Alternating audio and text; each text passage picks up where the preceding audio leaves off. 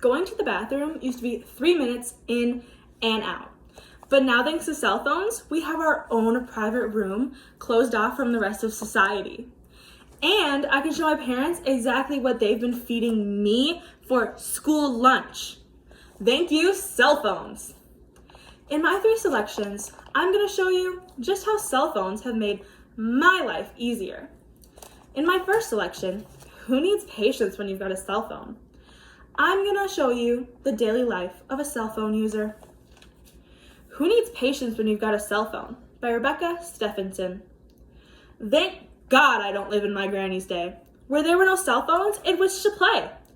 I can't imagine what I'd do with all those minutes I'd waste in a crew. For now, there isn't a moment to spare. I text while I put on my underwear. From the moment I wake to the moment I sleep. I don't have to be bored.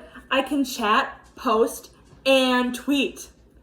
I can Skype on the road while I'm driving to work, or get on YouTube and watch Miley twerk. On lunch break, I'll sort through my email spam and post pics of what I ate on Instagram. Sitting on the toilet is no longer a bore. I've got Candy Crush Saga, Farmville, and more. So productive am I that it makes my head spin. But at least I don't have to wait idly for din. My partner and I Facebook in our seats while we wait for our waitress to bring us our treats. The couple in the next booth is doing the same, so I assure you, we're perfectly sane. And then when we eat, we check our phones in response to the growing number of notification tones. But alas, it appears, my battery is draining. Only 7.7% remaining. Just one less selfie before it quits. I wonder how many likes it will get. As I plug in my phone, I think of poor Granny, who lived in a time before cell phones were any. At work, or at home, or out on a date. I'm so glad I don't have to be bored while I wait. And with that thought, I turn down the sheets. I put on my jammies and de-sock my feet. As I and my partner snuggle in bed, visions of Pinterest things dance in my head. If only my cell phone wasn't dead. Now, I'm sure that many of us can relate to several things I brought up in my first selection. Just wait to see what I have in store next for you. Is my cell phone gonna be able to do my homework? We'll find out. I'll be pushing the envelope, or rather, my cell phone, to see what it can really do. My iPhone Did My Homework by Ken Nesbitt. My iPhone did my homework. I simply talked to Siri. I read her all the problems. She answered every query.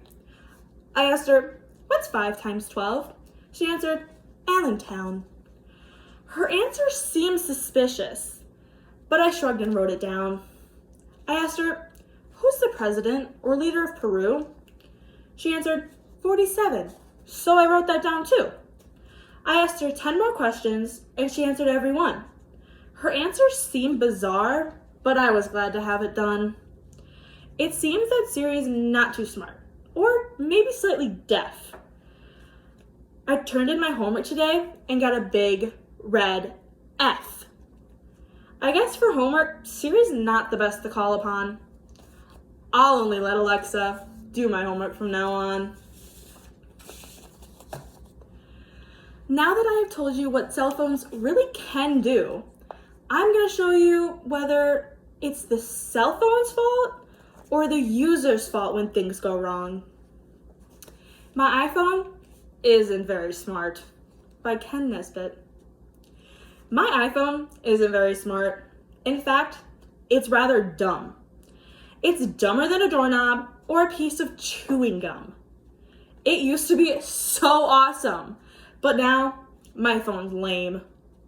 It cannot surf the internet. It cannot play a game. It cannot take pictures. It cannot install an app. It can't look up my email or an address on a map. It won't play any music. It cannot calculate. It won't bring up a calendar to show you time or date. It cannot send a message. It cannot make a call. It's safe to say my smartphone won't do anything at all. It wasn't always like this. Perhaps you'll take a peek. I don't know why it acts like this. I charged it just last week.